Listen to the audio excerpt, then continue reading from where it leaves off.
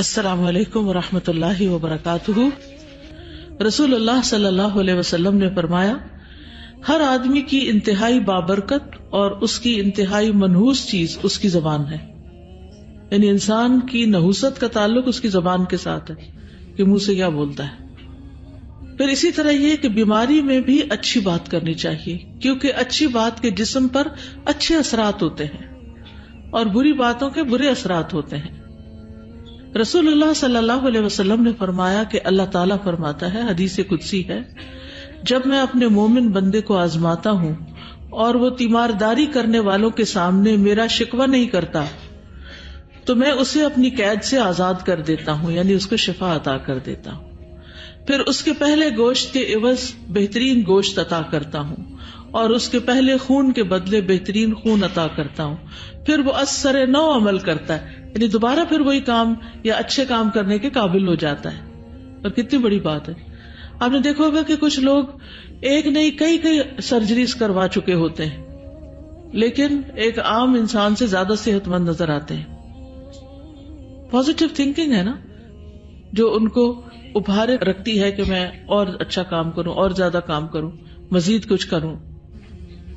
اسی طرح بیماری میں اللہ کی حمد بیان کرنی چاہیے۔ رسول اللہ صلی اللہ علیہ وسلم نے فرمایا، جب بندہ بیمار ہوتا ہے تو اللہ تعالیٰ اس کی طرف 2 فرشتے بھیجتا ہے اور فرماتا ہے کہ دیکھتے رہو، اسے واچ کرو، وہ ان لوگوں سے کیا کہتا ہے جو اس کی بیمار پرسی کرنے آتے ہیں۔ اگر وہ ان کے سامنے اللہ کی حمد و ثنا کرتا ہے تو دونوں فرشتے اس حمد و ثنا کو اوپر اللہ عز و جل کی طرف لے کر چڑھ جاتے ہیں، حالانکہ وہ خود اسے خوب جانتا ہے۔ تو وہ فرماتا ہے، میرے بندے کا مجھ پر حق ہے، اگر میں اسے فوت کر دوں تو اس کو جنت میں داخل کروں گا، اور اگر میں اسے شفا عطا کروں تو اسے اس کے پہلے گوشت سے بہتر گوشت اور پہلے خون سے اچھا خون عطا کروں گا، اور میں اس کی برائیوں کو دور کر دوں گا، یعنی بیماری کفارہ بن جائے گی۔ تو اس سے بھی کیا پتہ چلتا ہے کہ بیماری کی حالت میں اللہ سے ناراضگی نہیں، شکوہ نہیں، بہت زیادہ بیماری کا ذکر نہیں، رونا دھونا نہیں۔ ٹھیک ہے، انسان کو تکلیف ہوتی ہے، آہ بھی نکل جاتی ہے، یا اور اسی طرح انسان کے دل گھبرا اٹھتا ہے، بعض اوقات کبھی اس کو تکلیف ہوتی ہے تو رونے بھی لگ جاتا ہے، لیکن منفی باتیں نہیں کرتا، لوگوں کے ساتھ اس طرح کی نہیں کہ پتہ نہیں کس چیز میں پکڑی گئی ہوں، پتہ نہیں یہ کیوں ہو گیا، مجھ پر یہ مسئلہ کیوں آ گیا، اور اس طرح کی یعنی اللہ سبحانہ تعالیٰ کے بارے میں منفی باتیں کرنا، تو یہ انسان کو زیبا نہیں ہے۔ لا بأس طہور انشاءاللہ، کتنا مثبت جملہ ہے، کتنی بہترین چیز ہے۔ بیمار ہو گیا تو کیا ہوا، کوئی بات نہیں، پھر کیا ہوا، کچھ نہیں ہوتا، یہ تو صاف کرنے کا سبب ہے۔ یعنی انسان کے جسم کے اندر کئی قسم کے مادے جمع ہوتے ہیں، جب بیماری آتی ہے تو وہ مادے باہر آ جاتے ہیں، کبھی کسی کو سکن ڈیزیز ہو جاتی ہے، یہ سب کچھ اندر سے باہر نکلنا شروع ہو گیا۔ کبھی ایسا ہوتا ہے کہ انسان اپنے گناہوں کو یاد کرنے لگتا ہے، تو فزیکلی اور اسپرچولی دونوں طرح سے اس کو فائدہ ہوتا ہے۔ پھر وہ دوا لے لیتا ہے، کیونکہ بہت سے زہریلے مادے اگر جسم کے اندر ہی رہتے رہیں اور چھوٹی موٹی بیماریوں کی شکل میں وہ نہ نکلے تو پھر کیا ہوتا ہے، کسی بہت خوفناک بڑی بیماری کی شکل میں باہر آتے ہیں۔ تو اس لیے انسان کو بیماری کو اپنے حق میں برا نہیں سمجھنا چاہیے، بیماری کو برا بھلا نہیں کہنا چاہیے۔ جابر بن عبداللہ بیان کرتے کہ رسول اللہ صلی اللہ علیہ وسلم ام صائب یا ام مسیب کے ہاں تشریف لائے۔ آپ نے فرمایا، اے ام صائب، تمہیں کیا ہوا کہ تم کانپ رہی ہو؟ اس نے عرض کیا، بخار ہے، اللہ اس میں برکت نہ دے۔ تو آپ نے فرمایا، بخار کو برا نہ کہو، کیونکہ بخار بنی آدم کے گناہوں کو اس طرح دور کر دیتا ہے جس طرح بھٹی لوہے کے میل کچیل کو دور کر دیتی ہے۔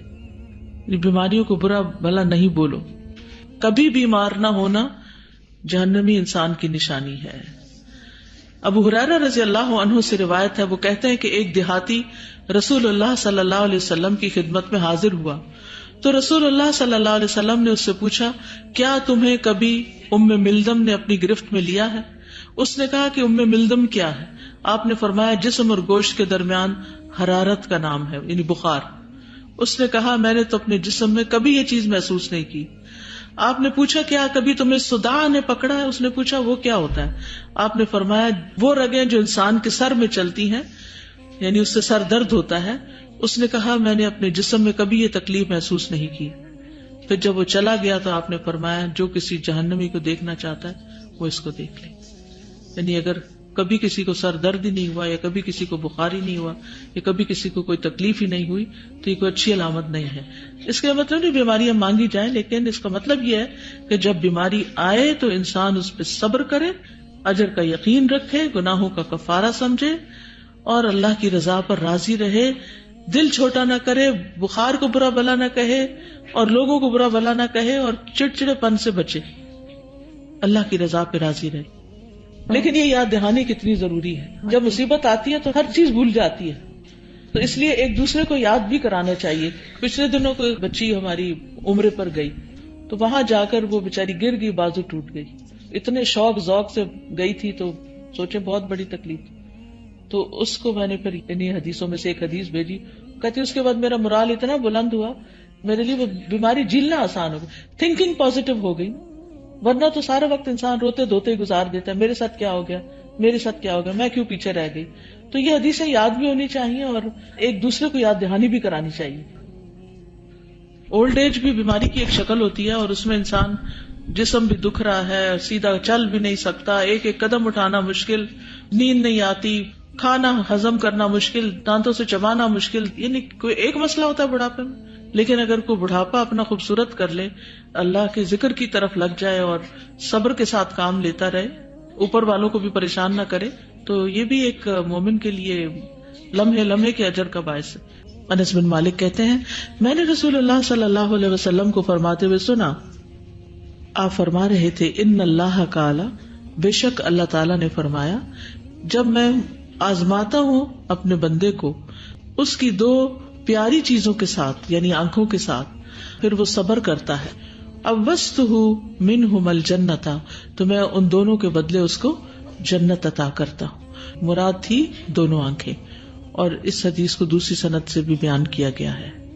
آنکھیں بہت بڑی نعمت ہے جس سے انسان حسین چیزوں کا منظر دیکھتا ہے، خوش ہوتا ہے، بہت سے سبق سیکھتا ہے اور اس سے بھی انسان کے دل پہ گہرے اثرات پڑتے ہیں. تو اللہ سبحانہ تعالیٰ اگر کسی کو اس نعمت سے محروم کر دے تو اس کے بدلے میں اس کے لیے جنت ہے. اب پھر سوال یہ پیدا ہوتا ہے کہ کیا جنت پانے کے لیے نابینا ہونے کا سوال کیا جا سکتا ہے؟ نہیں، ایسا نہیں کرنا چاہیے، کیونکہ صحیح حدیث سے یہ دعا ملتی ہے، اللہم متعنا باسماعنا وابصارنا وقواتنا ما احییتنا واجعلہ الوارث منا. اے اللہ ہمیں ہماری سماعت، ہماری بصارت اور ہماری قوت سے مستفید کر دے اور اسے ہمارا وارث بنا دے. لیکن یہ کہہ سکتے ہیں اللہم انی اسألک الجنہ، اے اللہ میں تو اس سے جنت کا سوال کرتا ہوں، یعنی نابینا کیے بغیر ہی تو ہمیں جنت عطا کر دے. یعنی جنت اندھا ہوئے بغیر حاصل ہو سکتی ہے، کیونکہ جنت میں جانے کے کئی اسباب ہیں، کئی کام ہیں جو انسان کو جنت کی طرف لے جاتے ہیں. ٹھیک ہے، حبیبتیہ کا لفظ آنکھوں کے لیے استعمال ہوا ہے. اس سے پتہ چلتا ہے کہ آنکھیں انسان کی بہت پیاری چیزیں ہیں، انسان کی خوبصورتی میں بھی اضافہ کرتی ہیں اور انسان کے محبوب اعضاء میں سے ہے، اور اس کی قدر و قیمت اس سے پوچھی جا سکتی ہے جو نابینا ہو. اور صبر کرنے کا مطلب کیا ہے کہ اللہ سے ثواب کی امید رکھے اور آنکھوں کے نہ ہونے کا شکوہ نہ کرے اور نہ ہی بے چینی اور بے قراری کا اظہار کرے.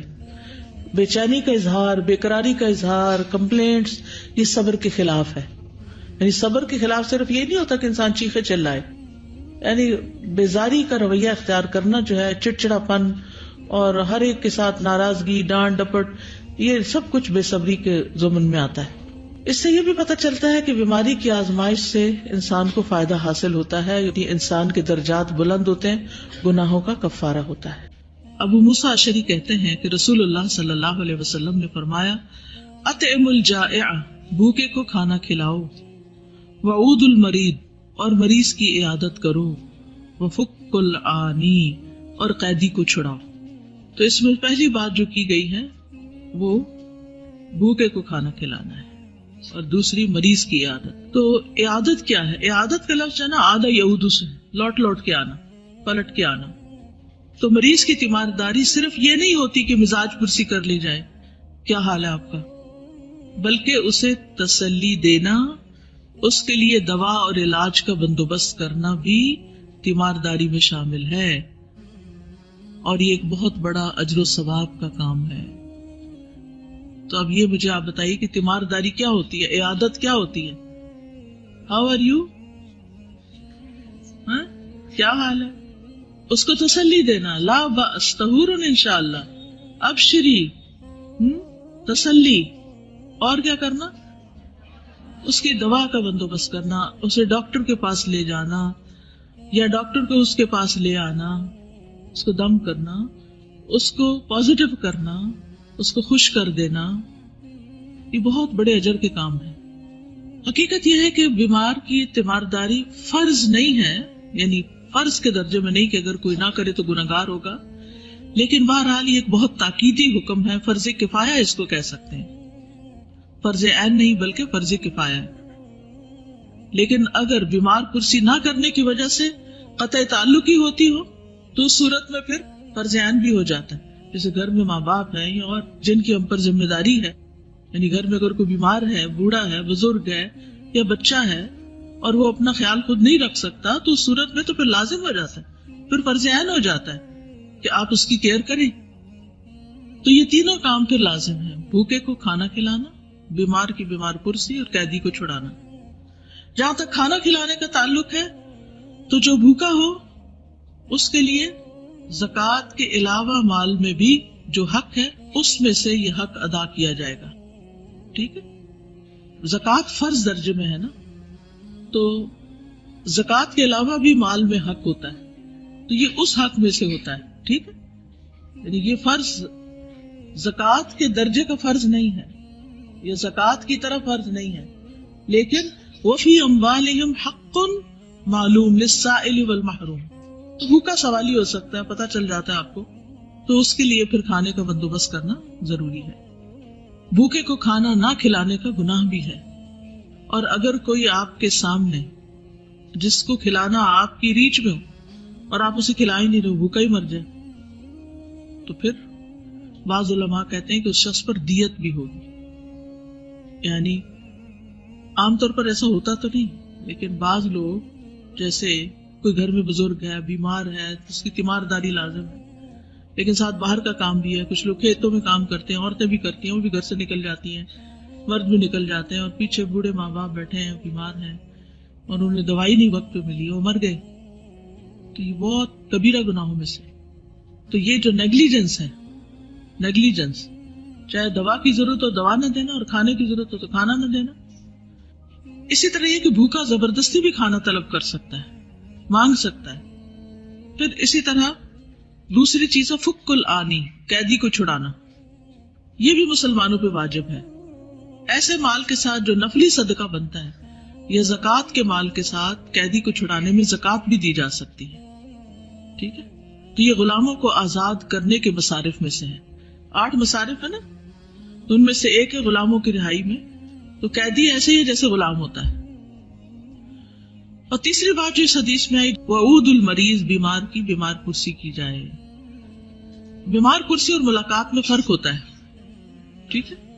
ایک ہے جاتے ہیں، ملاقات کرتے ہیں، چائے پانی پیتے ہیں اور آ جاتے ہیں، اور ایک ہے بیمار پرسی۔ بیمار پرسی خاص چیز ہے، یعنی صرف جا کے بیٹھ کے ہاتھ لگا کے نہیں آ جانا، بلکہ اگر ضرورت ہو تو دوبارہ بھی جانا۔ ملاقات ایک دفعہ بھی کافی ہوتی ہے، لیکن کوئی بیمار ہو تو ڈیلی بھی اس کے پاس جانا ضروری ہے، اگر ضرورت ہو، کوئی اور اس کو دیکھنے والا نہ ہو۔ تو یہ ایک مسلمان کا دوسرے مسلمان پر حق ہے، کیا؟ مریض کی عیادت۔ مسلمان پر 3 حقوق ہیں، مریض کی عیادت، جنازے میں شریک ہونا، چھینک کا جواب دینا، الحمدللہ جب وہ کہے۔ حضرت عائشہ کہتی ہیں، میں نے سنا نبی صلی اللہ علیہ وسلم کو، اور وہ میری طرف ٹیک لگائے ہوئے تھے، یہ فوت ہونے کے وقت کی بات کر رہی ہیں، جب آپ کی وفات ہوئی۔ یقول، آپ فرما رہے تھے، اللہم اغفر لی، اے اللہ مجھے بخش دے، وارحمنی، اور مجھ پہ رحم فرما، والحقنی بالرفیق، اور مجھے رفیق اعلیٰ سے ملا۔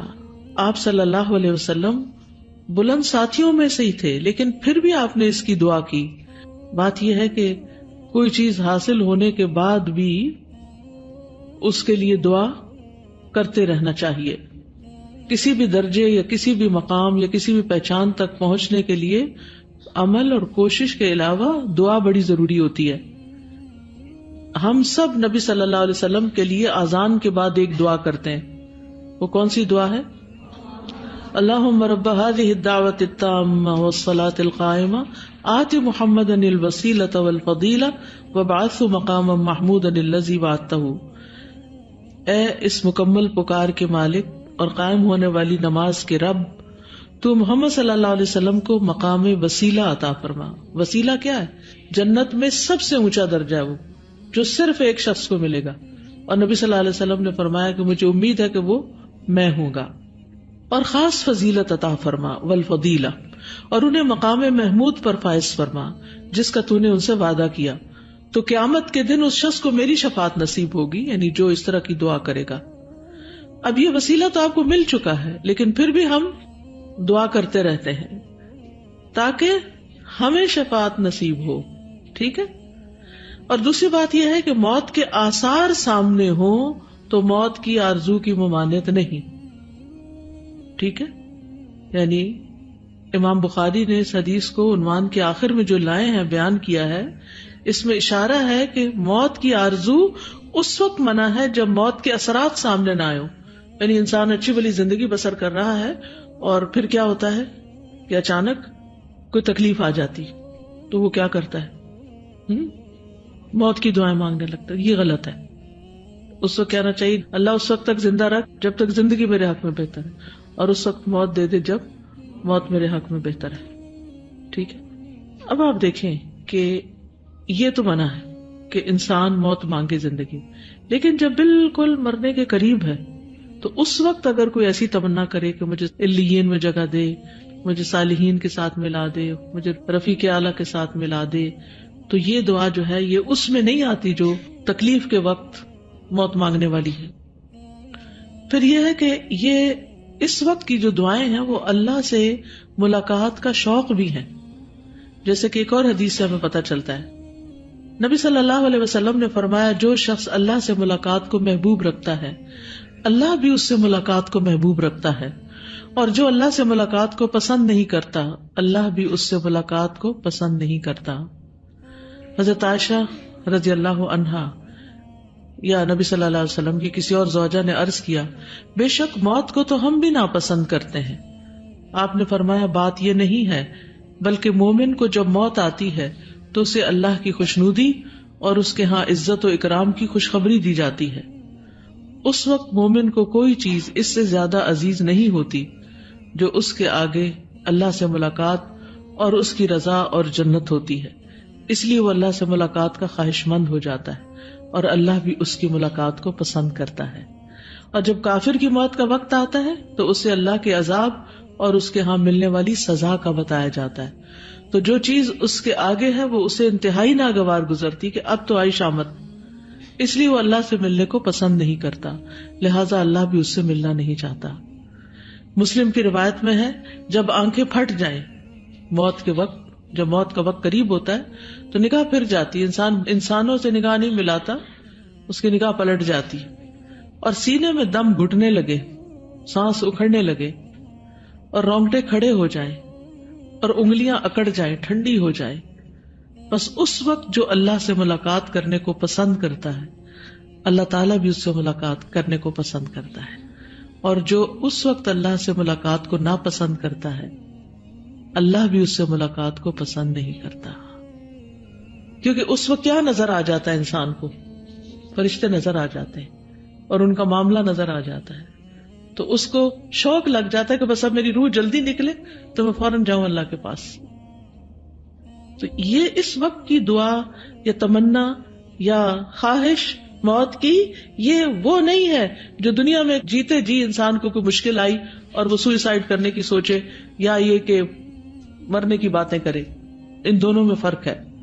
تو نبی صلی اللہ علیہ وسلم نے اللہ سے ملاقات کو اختیار کیا تھا ٹھیک ہے. حضرت عائشہ فرماتی ہے کہ جب رسول اللہ صلی اللہ علیہ وسلم تندرست تھے تو آپ فرمایا کرتے تھے کسی نبی کی اس وقت تک روح قبض نہیں کی جاتی جب تک جنت میں اسے اس کے رہنے کی جگہ نہ دکھا دی جاتی ہو، پھر اسے دنیا اور آخرت میں اختیار دیا جاتا ہے. تو جب آپ بیمار ہوئے اور آپ کا سر مبارک میری ران پر تھا تو آپ پر تھوڑی دیر کے لیے غشی چھا گئی. پھر جب آپ کو ہوش آیا تو آپ چھت کی طرف ٹکٹکی لگا کر دیکھنے لگے. پھر فرمایا اللہم الرفیق الاعلی، یعنی جو چوائس آپ کو دی گئی تھی اس میں سے آپ نے رفیق اعلیٰ کو چوز کیا. اور آخری بات جو نبی صلی اللہ علیہ وسلم کی زبان سے نکلی تھی وہ یہی تھی، مریض کا موت کی تمنا کرنا، آرزو کرنا. مصیبت کے وقت موت کی تمنا کرنا ممنوع ہے.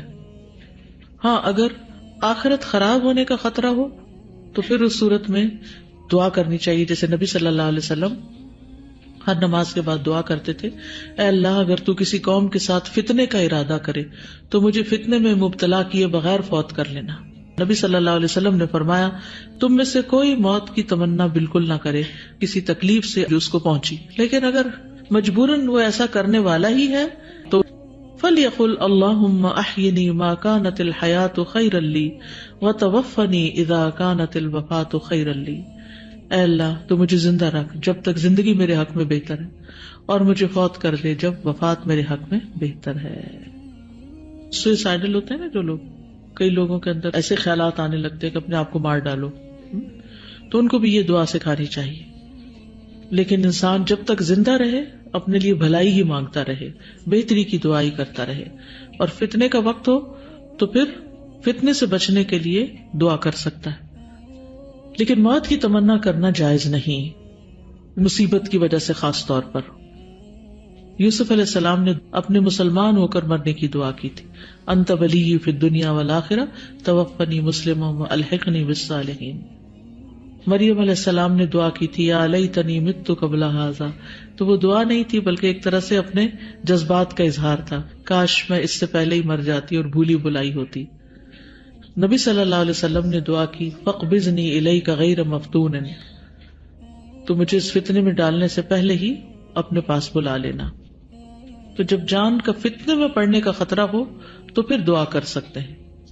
ایمان میں کمی کے ڈر سے موت کی دعا کی جا سکتی ہے، یعنی یہ نہیں کہ اللہ میرے ایمان کا مرے تو مجھے موت دے دے، مطلب یہ کہ اگر انسان کے ایمان جانے کا ڈر ہو، ورنہ نہیں. اللہ سے ثابت قدمی کا سوال کرنا چاہیے، یعنی ایسے موقع پر موت کی دعا کی بجائے ایمان پہ ثابت قدمی، یا مقلب القلوب ثبت قلبی علی دینک. اور انسان اللہ سبحانہ تعالیٰ سے ہمیشہ اچھا گمان ہی رکھے، مایوس نہ ہو. ابو ہریرہ رضی اللہ عنہ کہتے ہیں کہ نبی صلی اللہ علیہ وسلم نے فرمایا اللہ تعالیٰ فرماتا ہے میں اپنے بندے کے گمان کے ساتھ ہوتا ہوں جو وہ میرے ساتھ گمان رکھتا ہے، جب وہ مجھے یاد کرتا ہے میں اس کے ساتھ ہوتا ہوں، اور اگر وہ مجھے اپنے نفس میں یاد کرے تو میں بھی نفس میں یاد کرتا ہوں، اور اگر مجھے بھری محفل میں یاد کرے تو میں اس سے بہتر محفل میں اس کو یاد کرتا ہوں. اگر وہ میری طرف ایک بالشت ہے تو میں اس کی جانب ایک گز آتا ہوں، اور اگر ایک گز کے قریب ہو تو میں 2 گز اس کے قریب ہو جاتا ہوں. اگر وہ چلتا ہوا میری طرف آتا تو میں دوڑتا ہوا اس کے پاس آتا ہوں. تو اللہ تعالیٰ سے روگردانی نہیں کرنی چاہیے، اللہ تعالیٰ سے مایوس نہیں ہونا چاہیے، کثرت سے ثابت قدمی کی دعا کرنی چاہیے، خیر اور بھلائی کی امید رکھنی چاہیے، اچھا گمان کرنا چاہیے، عافیت کی دعا مانگنی چاہیے، بد دعائیں نہیں کرنی چاہیے، مرض لمبا ہونے پہ گھبرانا نہیں چاہیے، اللہ پہ بھروسہ کرتے ہوئے صحت کا انتظار کرنا چاہیے جیسے ایوب علیہ السلام نے کیا. وَأَيُّوبَ إِذْ نَادَى رَبَّهُ أَنِّي مَسَّنِيَ الضُّرُّ وَأَنْتَ أَرْحَمُ الرَّاحِمِينَ. زندگی کو غنیمت سمجھنا چاہیے، ٹھیک ہے.